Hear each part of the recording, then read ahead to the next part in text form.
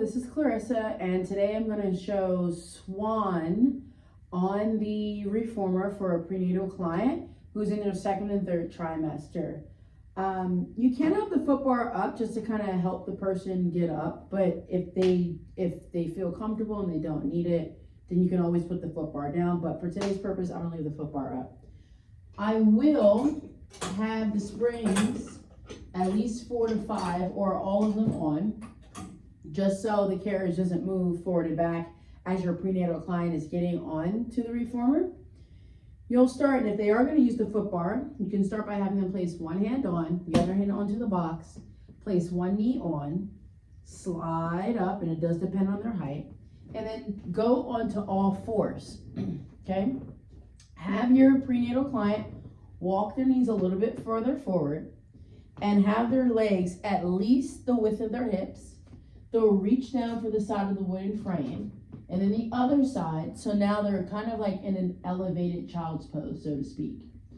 You'll then have them straighten their legs out, so their belly is again hanging over, all right? And you do want to make sure their headrest is already down, forgot to mention that. And they can have their feet onto the foot bar, so they already have a little bit of feedback, so it's not dropping. I don't feel like they're overarching their back.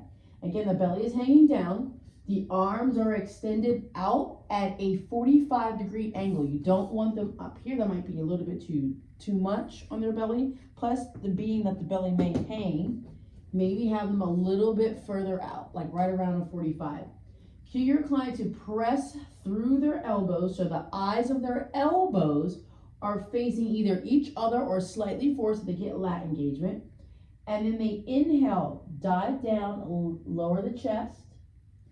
And then exhale, press and lift up. You can even change the breath. I'm going to do an exhale, dive down, inhale up. Now I have my legs separated and externally rotated, and you're using the elbows and the tops of the shoulders to press down onto the sides and come up. Again, to make it more challenging, you can walk your client's hands a little bit closer. Elbows pull inward. You want to be mindful that they don't stick out like chicken wings. They pull inward just as you would for the traditional swan. Float the shoulders and the rib cage up, and you want to make sure that they're not over tilting and getting into the lumbar spine.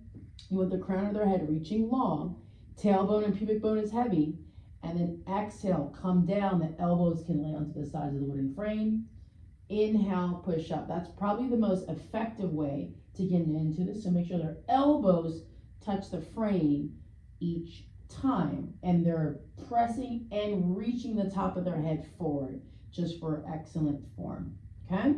Now the way you come out of this, have them walk their hands a little bit closer. Send some energy to their knees and even to the tops of their toes if they need to. Keeping the feet onto the foot bar to send the body back. Their knees again can be at least the width of the box. Walk their hands a little bit more inward. Place one hand onto the box and then the other. Turn to one-sided.